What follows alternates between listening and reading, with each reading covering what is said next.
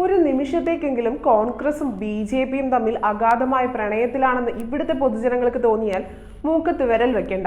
അതൊരു നഗ്നമായ സത്യം തന്നെയാണ്. കാരണം കോൺഗ്രസുകാർക്ക് അറിയാം, ഇനി BJPയെ കൂട്ടുപിടിച്ചാലേ അവർക്ക് കേരളത്തിലൊരു നിലനിൽപ്പ് ഉള്ളൂ എന്നത്. അതുകൊണ്ട് തന്നെയാണ് ഈ രാമക്ഷേത്ര വിഷയത്തിൽ പോലും അവർ ഒരു വാക്ക് മുറിയാടാതെ നിൽക്കുന്നത്. കഴിഞ്ഞ കുറെ നാളുകളായി കോൺഗ്രസിന്റെ മനോഭാവം എന്താണെന്ന് നമ്മുടെ ഇവിടുത്തെ പൊതുജനങ്ങൾ കണ്ടുകൊണ്ടിരിക്കുന്നതാണ്. ഇങ്ങനെ ഒരു ഉറച്ച നിലപാടില്ലാത്തത് കൊണ്ടാണ് ലീഗ് പോലും ഇപ്പോൾ ഇടതുപക്ഷത്തേക്ക് ചേക്കേറാൻ ഒരുങ്ങിയിരിക്കുന്നത്. ഇപ്പോൾ രാമക്ഷേത്ര ഉദ്ഘാടനത്തിൽ കോൺഗ്രസ് നിലപാടിനെ തുറന്നെതിർക്കാത്തതിൽ മുസ്ലിം ലീഗിൽ അമർഷം ആളിപ്പടരുകയാണ്.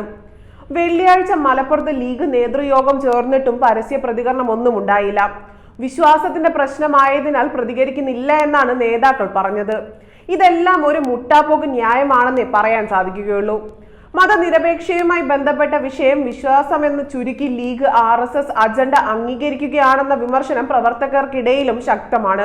ബാബറി മസ്ജിദ് പൊളിച്ച് ക്ഷേത്രം പണിതത് RSSനൊപ്പം ആഘോഷിക്കുകയാണ് കോൺഗ്രസ് എന്നും ഇനിയും അവരെ വിശ്വസിക്കണോ എന്നും ലീഗിന്റെ ഒരു വിഭാഗം ചോദിക്കുന്നു. കോൺഗ്രസിന്റെ പോക്കിലെ ആശങ്കയാണ് സമസ്ത കേരള ജംഇയ്യത്തുൽ ഉലമ കഴിഞ്ഞ ദിവസം പ്രകടിപ്പിച്ചത്. ഹിന്ദുത്വ നിലപാടുമായി കോൺഗ്രസ് നാശത്തിലേക്കാണ് നീങ്ങുന്നതെന്ന് സമസ്ത തുറന്നടിച്ചു.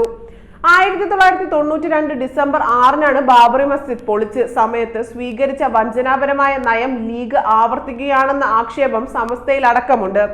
അന്ന് BJP പള്ളി പൊളിച്ചു, കോൺഗ്രസ് അവസരം ഒരുക്കി കൊടുത്തു.